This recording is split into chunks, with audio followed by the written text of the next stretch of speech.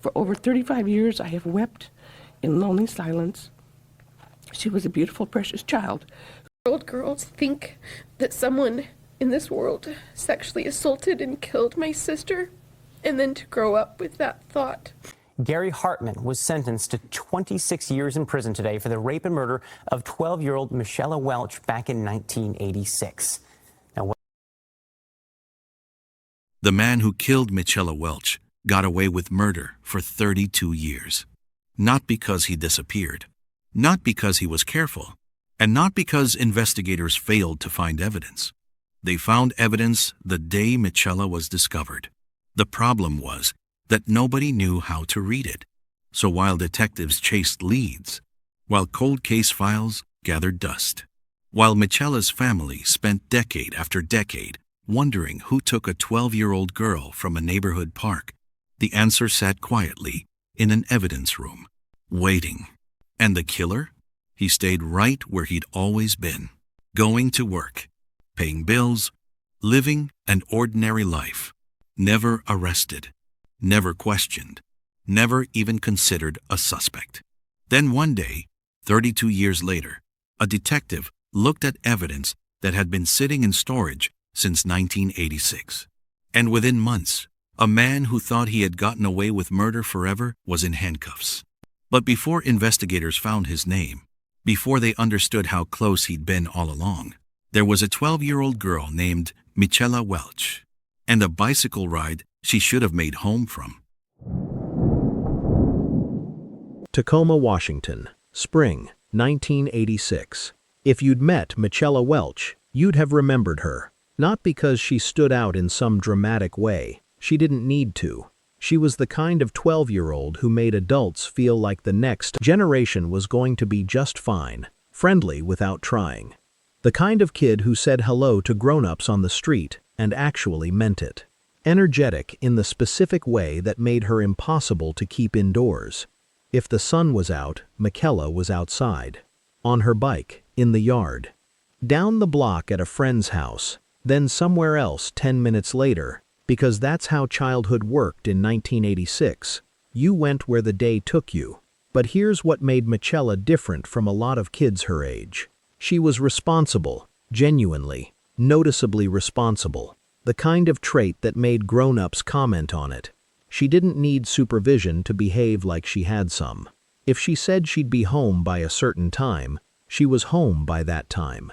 If she told her parents where she was going, that's exactly where she went.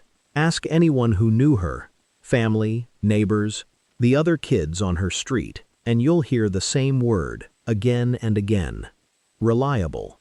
Not the loudest kid in the room. Not the kid anyone worried about. The kid you could count on. That mattered more than it sounds like it should, because it's the reason nobody panicked right away on March 26th.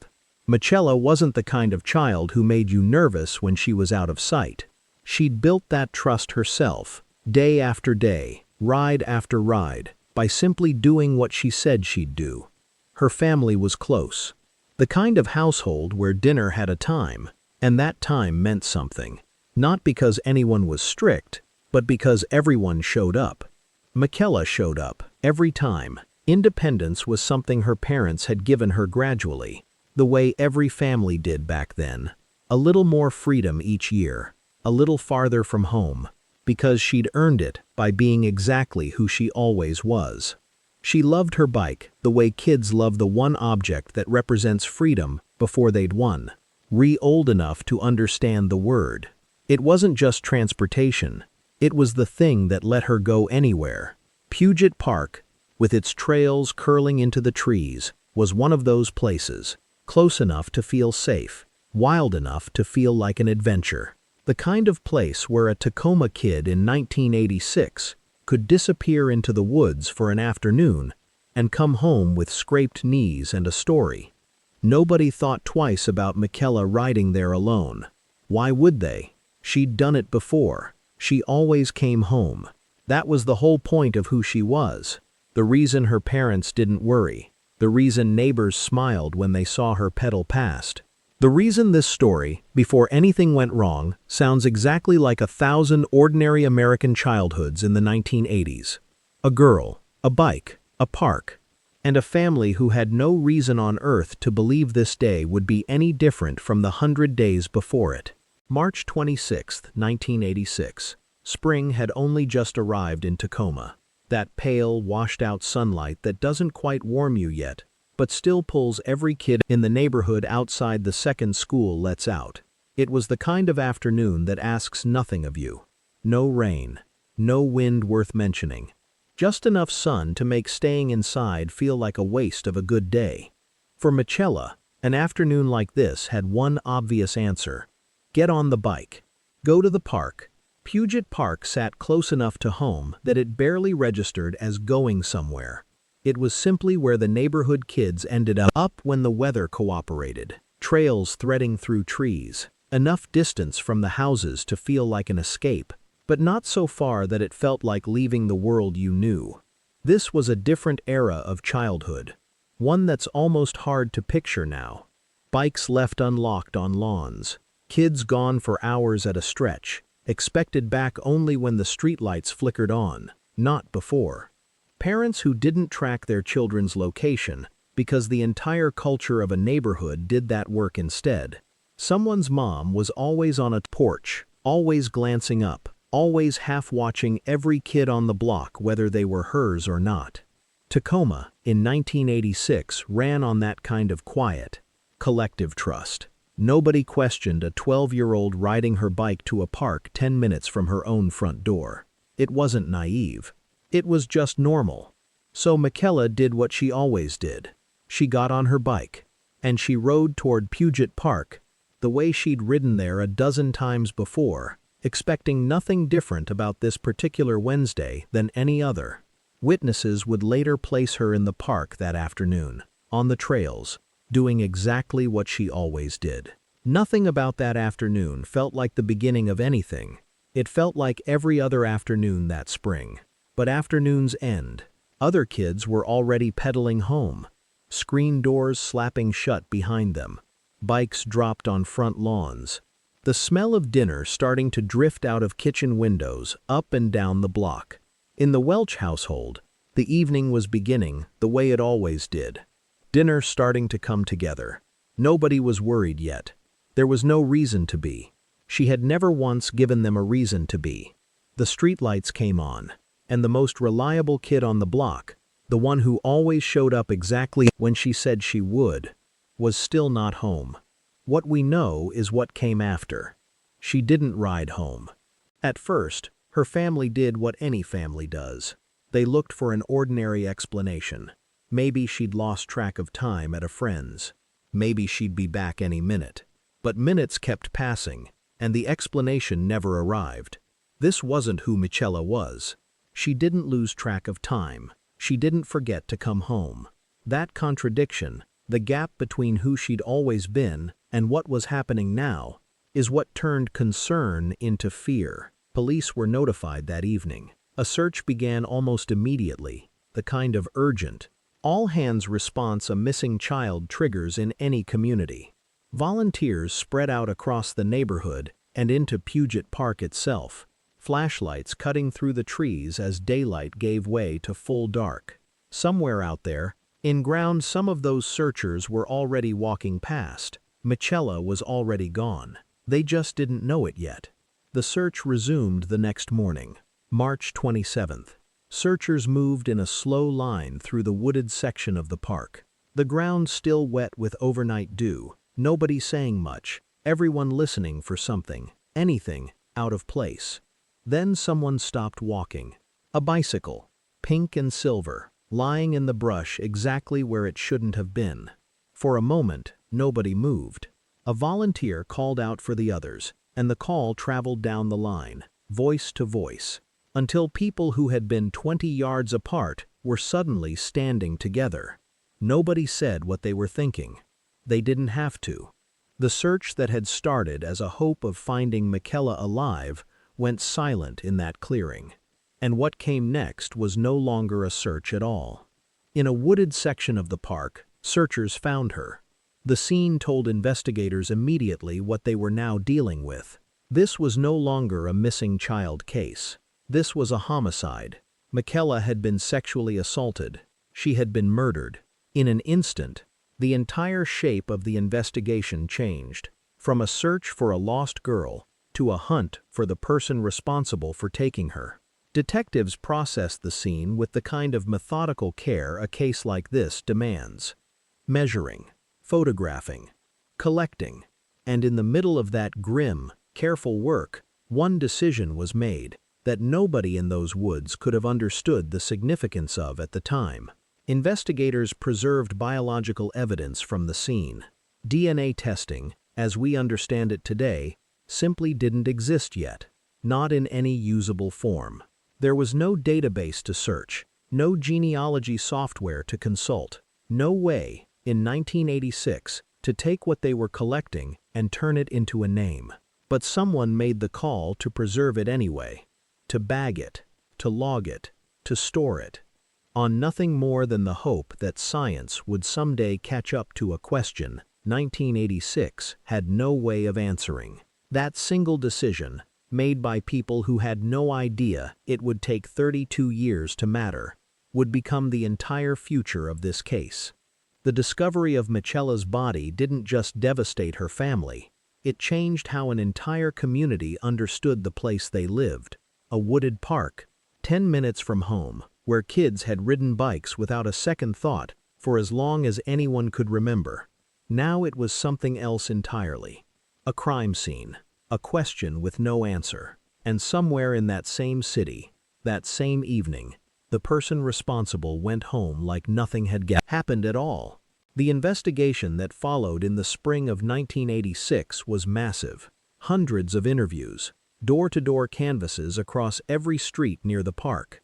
Public appeals broadcast across Tacoma, asking anyone at all, who had seen something that afternoon to come forward. Every lead got chased down. None of them led anywhere. And then, slowly, painfully, the case began to do what unsolved cases do. It began to wait. Picture what 30 years of waiting actually looks like for a family. It isn't one long, continuous grief. It's smaller than that, and somehow worse. It's birthdays, year after year, a birthday that should have had a teenager, then a young woman, blowing out candles, and instead, just an anniversary of absence. It's holidays with an empty chair that everyone notices and nobody mentions. It's detectives who worked the case in 1986, eventually retiring, handing the file to someone younger, someone who wasn't even born when Michella disappeared. Some of those original detectives died still not knowing who did it. The case wasn't abandoned during these years. It just kept almost being solved. In the early 1990s, evidence was re-examined using the limited DNA technology of the time. A profile was generated. There was nothing to compare it to. Years later, a cold case review brought new detectives to the file. Fresh eyes working through decades-old interviews, looking for something the original investigation might have missed. They found nothing new. Then, as forensic science kept advancing through the 2000s and into the 2010s, the evidence was tested again, each time with slightly better technology, each time producing a slightly clearer profile, and each time the same wall, a profile with no name attached to it. Decades of effort, the same unbearable question, asked again and again with no answer. Who did this? Here's what almost no one in Tacoma knew during all those years of searching.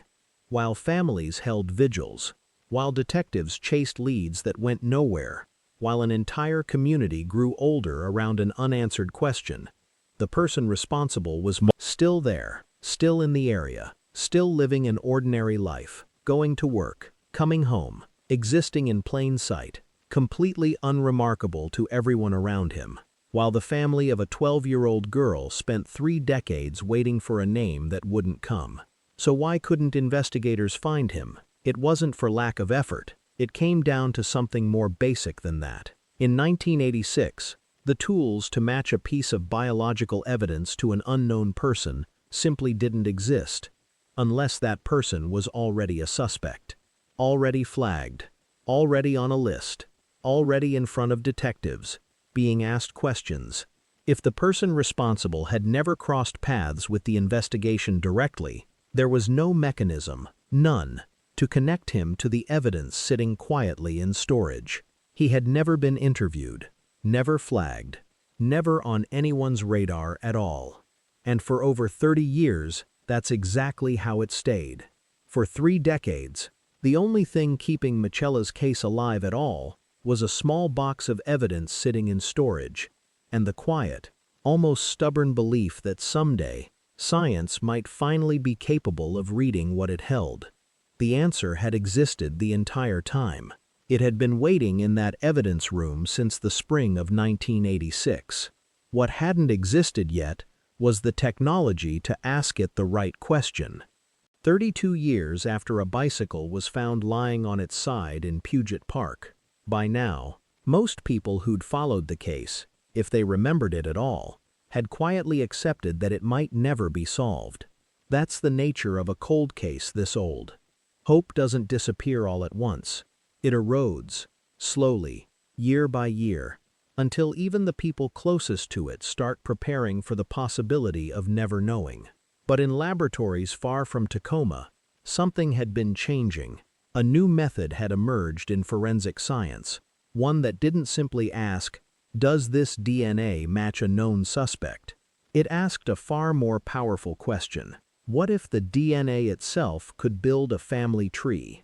Forensic genetic genealogy used genetic markers the same way consumer ancestry websites traced long-lost relatives, connecting fragments of DNA to distant cousins, then closer relatives, branch by branch, until an entire family network came into focus.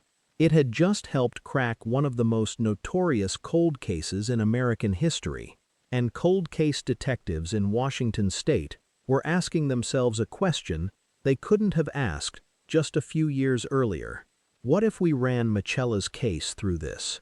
They submitted the evidence, the same material collected and preserved in a wooded clearing in 1986, for advanced genealogical analysis. This is where the science becomes almost unbelievable in its precision. Investigators weren't searching a criminal database for an exact match. They were reconstructing a bloodline from genetic fragments, tracing distant relatives, narrowing the field, cousins, then closer relatives, then closer still, until the genetic trail pointed toward one specific family line, rooted in the Tacoma area.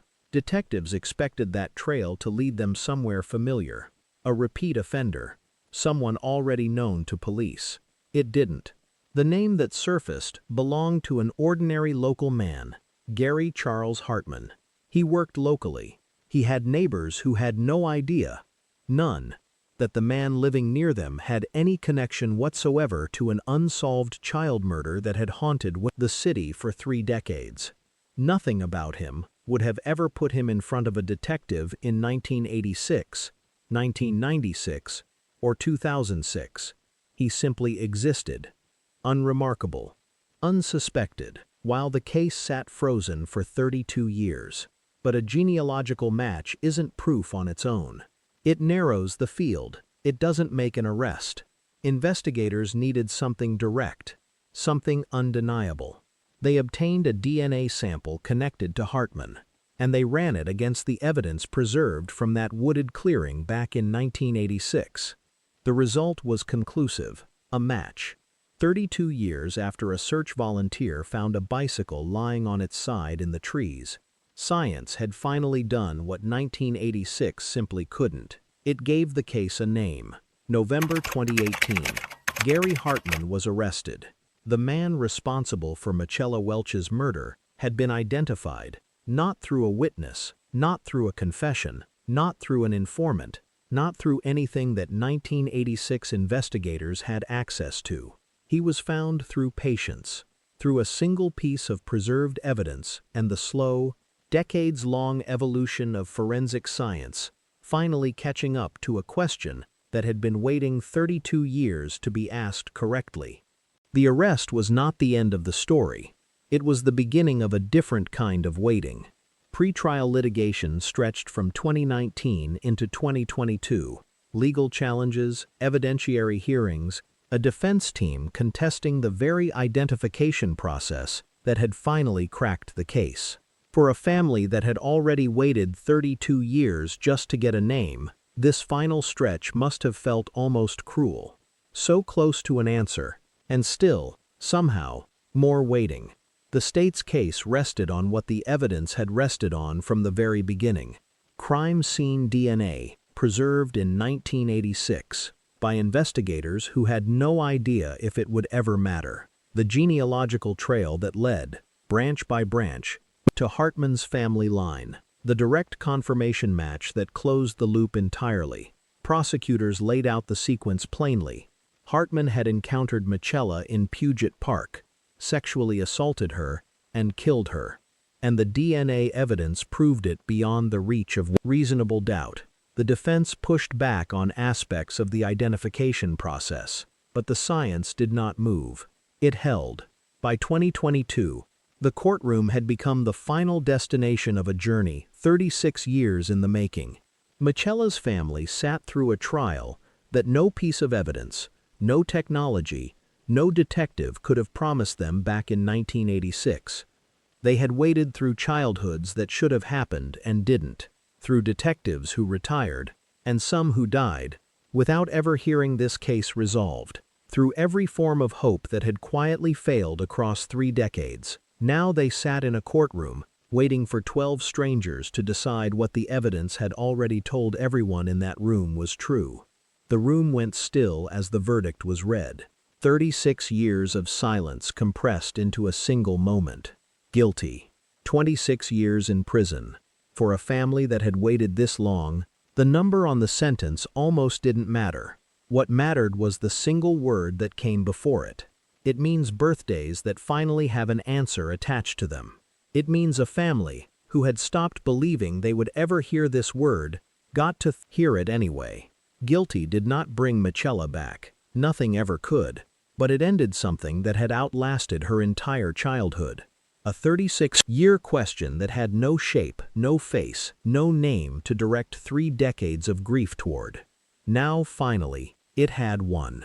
Puget Park still exists. The trails are still there, curling through the same trees. Kids still ride through them on spring afternoons. The pale, washed-out sunlight pulling them outside the moment school lets out, just like it did on March 26, 1986. Most of them have no idea what happened in those woods. No idea that a bicycle was once found lying on its side in the underbrush, its front wheel still slowly turning.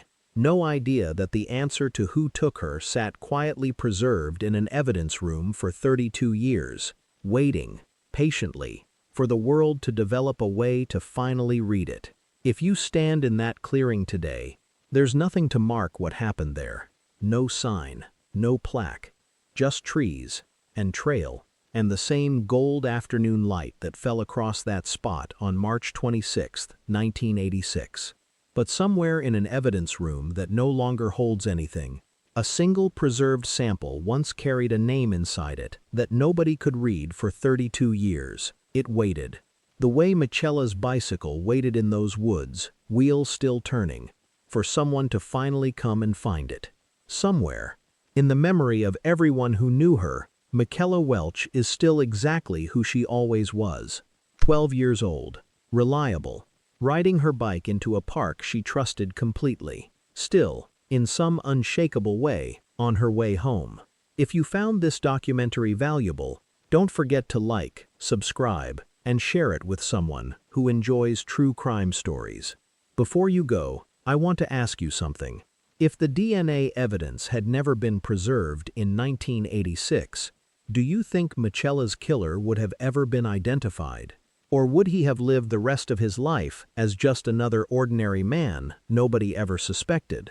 Let me know in the comments. We read every comment, one by one, and I'd genuinely like to hear what you think.